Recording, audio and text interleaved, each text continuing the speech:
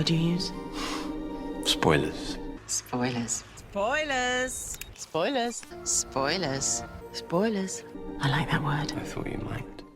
Hello everyone and welcome to another Top 10. Now personally I like the new series and the classic series in equal measure. Yes, they have their differences and the classic series is far more dated these days, but both have fantastic and great charms of their own. That being said, however, I think there are a few things that the new series isn't so much lacking as could be a good way forward in future. So with that in mind, I present to you today's Top 10 Classic Series Comebacks. Number 10, Classic Monsters / Villains. The Doctor and Commander Borsek will remain. Remove the others. Putting aside the big baddies like the Daleks, the Cybermen, Davros and the Master, Doctor Who has seen in recent years several classic series villains come back in the forms of the Silurians, the Ice Warriors and the Zygons. But this still leaves plenty of ones untapped. For example, I would love to see a return of the Sea Devils. Perhaps a story where they reappear with both classic and new series Silurians. With all being cousins of each other, the story could be a kind of civil war as to who gets control of the planet Earth. Number 9. One-off classic companion returns. Hello, Sarah Jane. If the popularity of Sarah Jane's return and later Jo Grant in the Sarah Jane Adventures has proved anything, it's that returning classic companions is a great idea. However, I think the idea of having classic companions return in the place of full-time new companions, which I know is something a lot of people want, is a little bit too far. Instead, I think it could be great to have episodes, again, like School Reunion, that shows a classic companion with a one-off return. We already know that the 10th Doctor revisited all of his companions prior to his death, so why not have some of them be revisited on screen? Number 8. Cliffhangers. Now, modern Doctor Who is no stranger to cliffhangers with its often 2 or even 3-part stories. But this is a bit of an odd one for me, because one of the things I disliked most about Series 9 was all the 2-parters. It felt like a much shorter series because we didn't get that many standalone stories. That being said, however, I do have to wonder that perhaps instead of one series-long plot arc bridging across several stories, the entire series was just one story, with each episode ending with its own specific cliffhanger. Now, if I'm honest, I'm on the fence about this. It could either work or it could not. But even if just for one series, there is a classic series plot device which could enable this to work. But more on that later. Number 7. Classic Masters. Well, I never thought I'd welcome the sight of you. It will not happen again. With John Simm's return in Series 10, there were rumours abound of a Roger Delgado lookalike being spotted on set. However, this ultimately turned out to be nothing, but it does beg the question, why not have classic masters return? In recent years, the comics have had new series Doctors meeting classic masters, with the 11th Doctor meeting Anthony Ainley's master in Prisoners of Time, to the 12th Doctor facing off against the Delgado incarnation in Doorway to Hell. But in a similar vein to classic Doctors coming back being played by new actors, could the same be done for the classic masters? Yes, I know it wouldn't be exactly the same as having Ainley or Delgado play them, but if they found the right actor to fit the role, or even reintroduced Geoffrey Beaver's Decayed Master, or had a TV story with Alex McQueen's Big Finish Master, then it would certainly be a move of masterful proportions.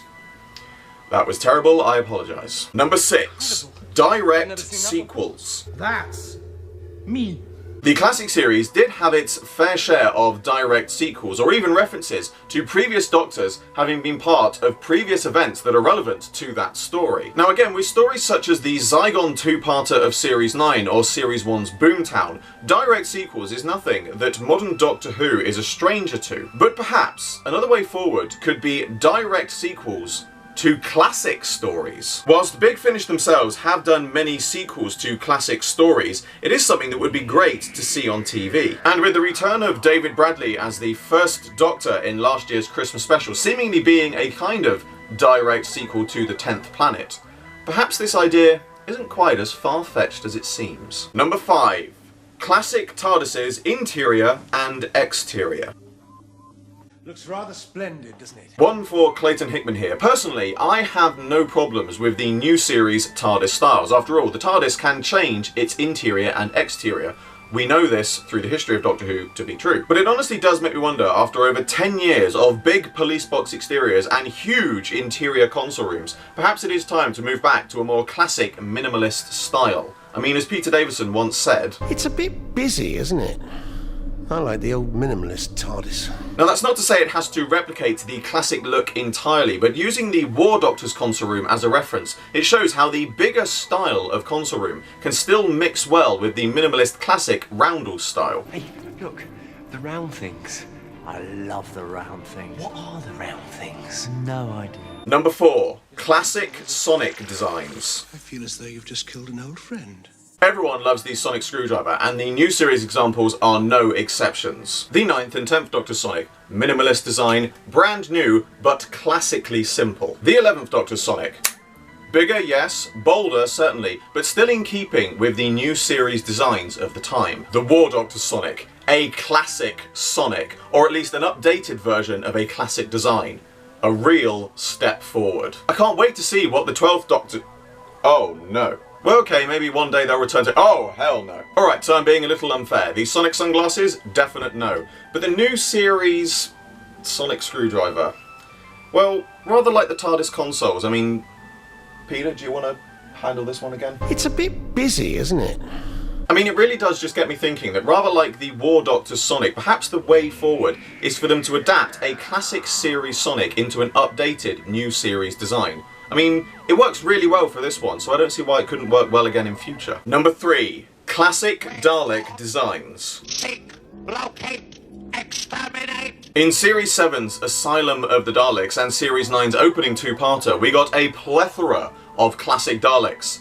And it was good. However, then in Series 10 we got to see a quick little cameo of a new series Daleks still at war with the Movellans. But it got me wondering, could classic Daleks have improved this scene? What if, instead of new series Daleks and implying that the war between them is still going on, we'd instead had classic grey renegade Daleks, and the implication is that it is the same war seen in the classic series, but the Doctor and Bill have simply travelled to another point in its time, or another battle in this entire war, separate to the one seen in Destiny of the Daleks on Skaro. When you think about it, this could have been an entire episode, rather than just a small cameo appearance for the Daleks in Series 10, and it also opens so many more possibilities. Maybe one day the Doctor can find themselves in the middle of another battle between the Imperial and Renegade Daleks, with Terry Malloy popping up again as the Emperor Davros. I mean, with so many classic Daleks, there are so many possibilities. Number 2. Non-human companions. Welcome, my dear.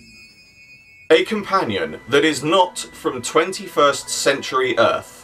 Is that really too much to ask? Yes, the new series has had a few one-off exceptions to this, but generally all of the long-term companions have been from modern-day Earth, and I think it's about time that we just had a little bit more variety. They don't even have to look like aliens, just give them a different backstory. I look to companions like Leela, the Romanas, Turlo, Nyssa, Adric, just to name a few. I mean, they might have looked human, but they were still alien. Even characters such as Vicky or Victoria. Yes, they were ordinary human women, but not from the 21st century, which added a whole new aspect to their characters. There are so many fantastic options that Doctor Who could turn in regards to this. It's just a shame that it seems to be that 21st century Earth is the go-to place for companions these days. Obviously, with so many things to choose from, there had to be a few honourable mentions. As Castellan, you are responsible for security on Gallifrey in general and for my safety in particular, are you not, Castellan? Well, now it seems we must part, just as I was getting to know me. And who are you? The Rani. I've taken precautions to stop your time meddling. Number 1. The key to time / trial of a Time Lord. Now, of course, modern Doctor Who is no stranger to series-long plot arcs. Bad Wolf, Torchwood, Yana, The Disappearing Planets, The Four Knocks, The Pandorica, The Question, The Impossible Girl, Am I a Good Man, The Hybrid, and The Vault. However, it has to be said that plot arcs have been waning slightly within the last few years, but it does make me wonder, maybe looking towards classic series plot arcs is the way forward. With that in mind, I've picked out 2 which potentially have some very good possibilities. Firstly, a return to the Key to Time and the Black and White Guardians. Whilst Big Finish have done, like many other things, a sequel to the Key to Time, I certainly think having a series where each story revolves around having to find a piece to a key to time, or perhaps the Doctor being involved, being tasked by the White Guardian to create a brand new key to time, could certainly be a very good and interesting overall overall series plot arc. And who knows, it could also potentially have some direct sequels to the original Key to Time series. And secondly, another series of Trial of a Time Lord. Now, an idea just off the top of my head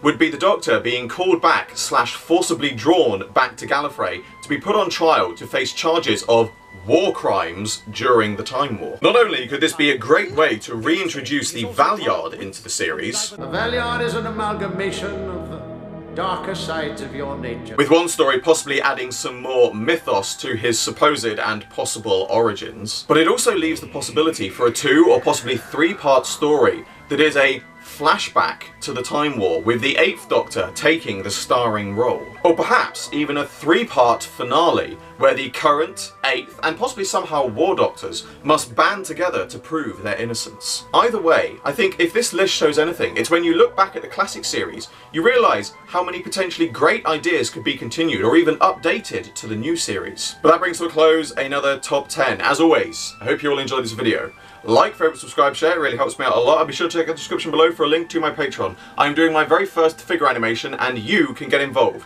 There is exclusive content and rewards for those who do so, and supporting my Patreon in any way gets your name at the end of my videos. I salute you all, and I will see you with another video very soon.